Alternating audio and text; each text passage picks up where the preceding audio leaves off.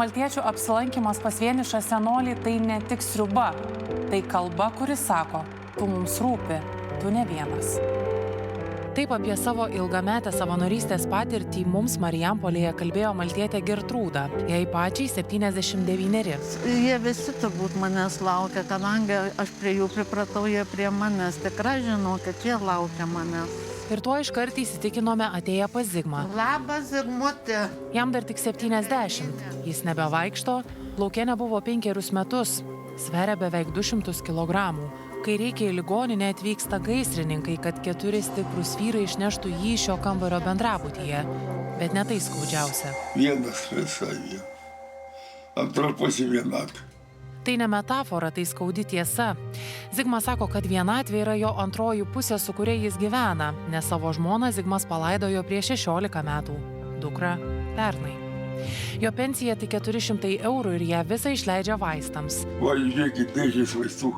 Taip atrodo Zigmo stalas, visas kambarys kaip vaistų ir tvarsčių kojom sandėlis.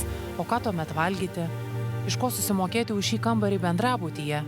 Tai jau neskurdas, tai pagalbos šauksmas, kurio be maltiečių niekas negirdi. Tai man ant galo jau gal mėnesį reikia skaudus. Ir tai jis daro iš kaimynų, kurie jį aplanko, ir kartais dar maisto nuo savo stalo atneša. Dabar su maltiete Gertrūda einame pas Ziną, jos senos bičiulės. Kol sveikata leido, Zina pati savanoriavo, pati nešė maistą vienišiems seneliams. Tai blogai būtų. Senolė trumpai ir aiškiai apie tai, kaip gyventų, jeigu maltiečiai jos nelankytų. Kartais 2 kartus dar pasilieka ir kitai dienai, o kartais ir į tą pačią dieną suvalgau, kaip išalkus būna. Zina našlė sunkiai vaikšto, gyvena viena tarp 4 sienų. Televizorius, knygos ir tie keli jos buto langai. Jie ne į kiemą, o į ilgesį. Ji laukia ne stebuklo, ji laukia žmogaus. Norėčiau, kad žmonės būtų geresni, sąmoningesni truputį, kad prisidėtų prie, nes tikrai seniems žmonėms, kur malta verta sriubą, labai reikia tos pagalbos. Tokie kaip Zina gyvena tyliai, ne dėl to, kad nenori kalbėti, o dėl to, kad jų niekas nebeklauso. Visos jų dienos tarp sienų, o naktys tarp prisiminimų. Maltiečiai į senolių namus atneša ne tik maistą, jie atneša šilumą, rūpestį ir viltį. Padėk perduoti jiems šį gerumą.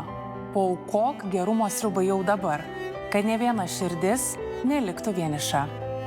1415 10 eurų, 1495 5 eurai.